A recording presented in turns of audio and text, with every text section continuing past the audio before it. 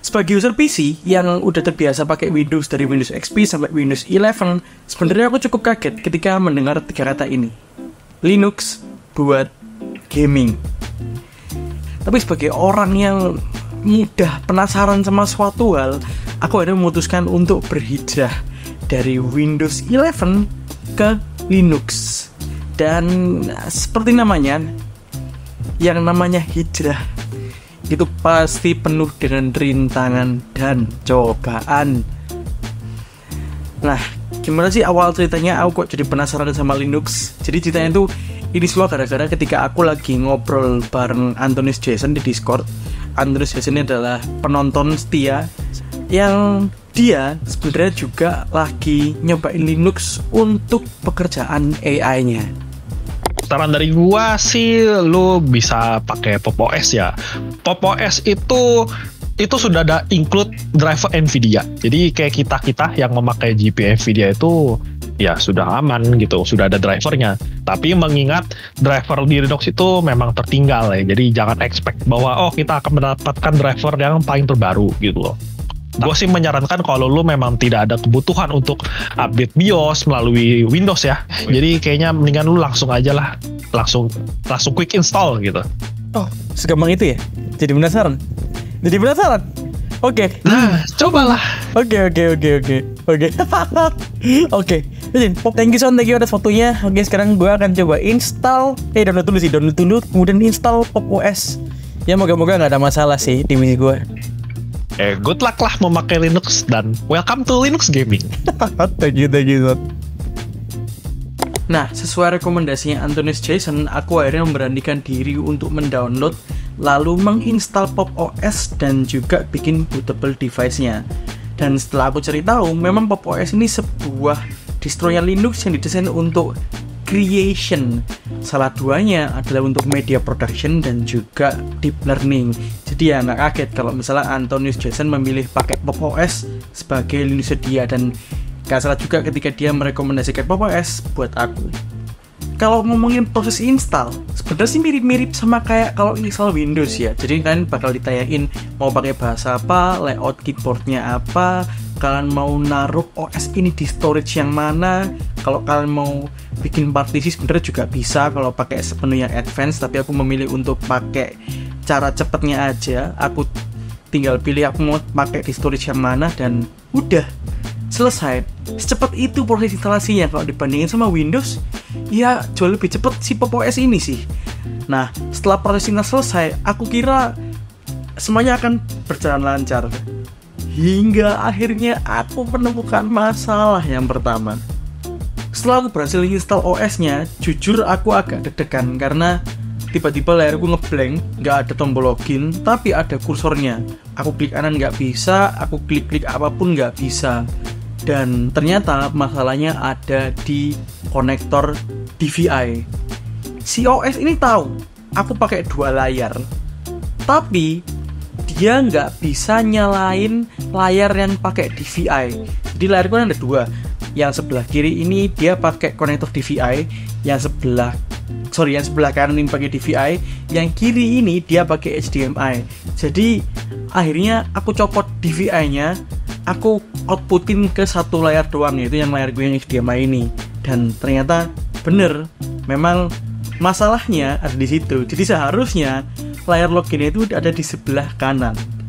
Setelah masalah display tadi selesai, akhirnya gue bisa masuk ke dalam Pop OS-nya. Ya, kalau kita masuk pertama kali ke sebuah OS, ya mirip-mirip lah kayak Windows 11, ataupun kalian pertama kali beli MacBook dan nyalain Mac OS-nya, kita akan disuruh setup, kita akan disuruh connect WiFi, atau kita suruh connect internet, kita akan suruh milih tema, terus itu kita akan suruh login ini dan itu dan sebagainya. Dan menurutku di sini tuh flawless, nggak ada masalah, tidak ada hiccups apapun. Tapi masalah mulai muncul ketika aku harus install software di Linux. Nah, untuk software editingnya, karena di Linux ini nggak ada Adobe Premiere Pro, akhirnya aku coba untuk menginstal DaVinci Resolve. Nah, ketika aku mengikuti step dari officialnya DaVinci Resolve, GPU ini malah nggak detect. Akhirnya nggak bisa membuka si aplikasi DaVinci Resolve. Dan ternyata aku tidak membaca dan tidak mencari tahu kalau si developer Pop! OS ini punya step atau tutorial sendiri buat menginstal DaVinci Resolve dengan cara yang benar biar nggak crash, biar nggak error.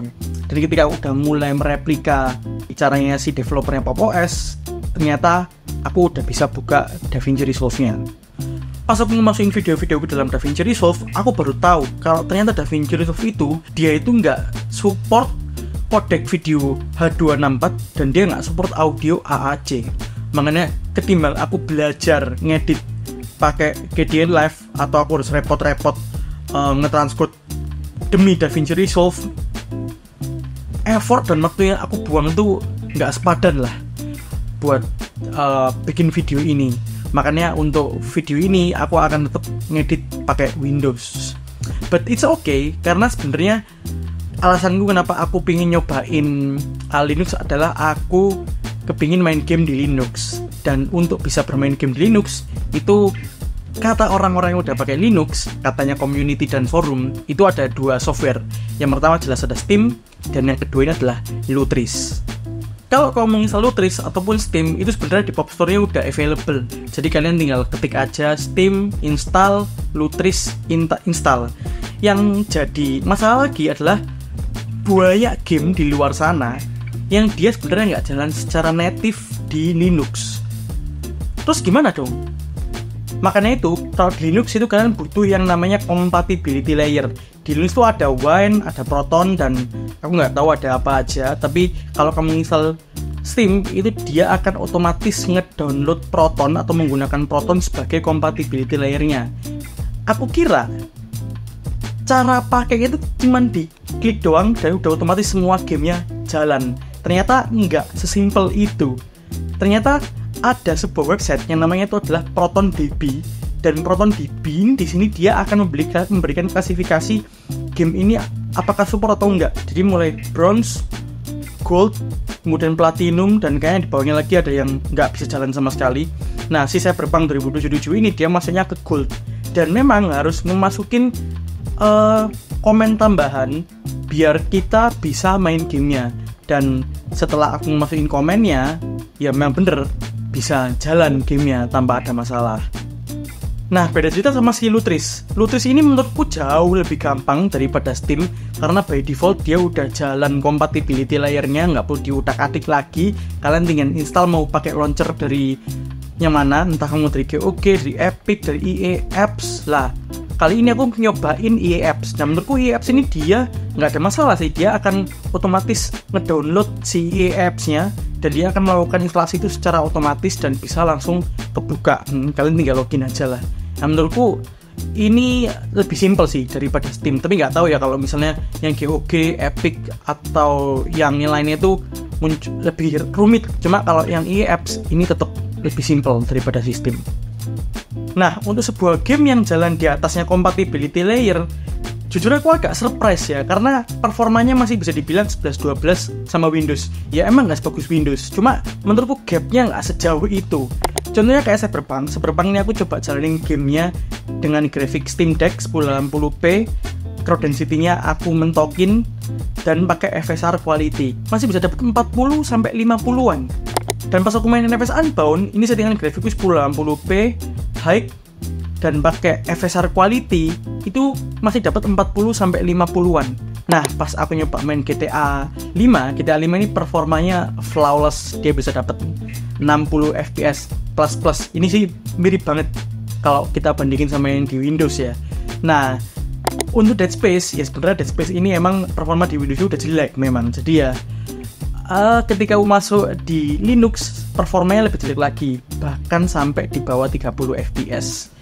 Nah, setelah semingguan aku hijrah dari Windows 11 ke Linux, apakah aku mau konsisten untuk tetap menggunakan Linux? Ya, aku bisa bilang 80% aku akan stay di Linux ya. Karena gini, use case-ku untuk komputerku pribadi di rumah, itu biasanya aku cuma buat nonton film, nge-YouTube, main game, sama editing kalau itu diperlukan. Nah, sedangkan Linux ini menurutku dia udah mengcover semua yang aku lakukan di Windows. Kalau mau streaming, ada browser. Kalau mau nge-game juga performanya nggak buruk-buruk amat, malah menurutku sudah sangat baik. Nah kalau editing ini beda cerita, karena aku masih sangat lengket sama either itu CapCut, After Effects atau Premiere, aku belum bisa pindah sepenuhnya ke Linux. Aku kan tetap rely on Windows kalau untuk editing ini ya, demi kenyamanan aku sendiri. Karena pas aku balik lagi ke Windows, Linux itu berasa jauh lebih enteng karena nggak ada bloatware, nggak ada background apps yang jalan. Aku nggak tahu apa aja yang jalan di Windows, cuma di Linux itu berasa banget kalau kamu tuh ngejalanin software yang nggak banyak bloatware-nya. Tapi menurutku gini, kalau use case-mu masih mirip-mirip kayak aku, berpindah ke Linux tuh nggak ada faedahnya. Karena dari segi ease of use dan kemudahan pemakaian, aku bisa bilang Windows jauh lebih mudah daripada Linux. Karena kamu nggak perlu ketemu yang namanya terminal. Kalau kamu mau install software juga tinggal klik 2 kali. Kalaupun nggak ada, kamu bisa download file exe-nya dan tinggal klik 2 kali lagi. Sesimpel itulah pakai Windows. Kecuali kamu punya use case yang memang butuh Linux, contohnya kayak web development ataupun AI kayak si Antonius Jason tadi. Tapi kalau kamu ingin nyobain Linux, satu hal yang harus kamu lakukan adalah kamu mau belajar. Karena berbeda sama Windows, di Linux nggak akan nyuapin kamu. Oh, di Windows kamu masih diinstalin driver, kamu masih diinstalin VC Redis, dan update-update yang akan jalan secara otomatis, entah itu kamu tahu atau enggak. Kalau di Linux, misal ada problem, Linux nggak akan menyelesaikan masalahmu. Kamu akan dipaksa untuk mencari tahu masalahmu kenapa. Silahkan kamu cari tahu entah di forum, tanya orang, di grup, di community, atau kamu baca dokumentasi resmi dari si developernya, bebas. Buat orang yang punya rasa penasaran yang tinggi kayak aku, ya meskipun aku harus berhadapan dengan semua kerumitan dan kepusingannya Linux, jujur aku menikmati momen-momenku di Linux ya. Dan surprisingly, meskipun Linux ini lebih rumit daripada Windows, jujur aku akan tetap stay di Linux dan mulai mengurangi penggunaan OS Windowsku.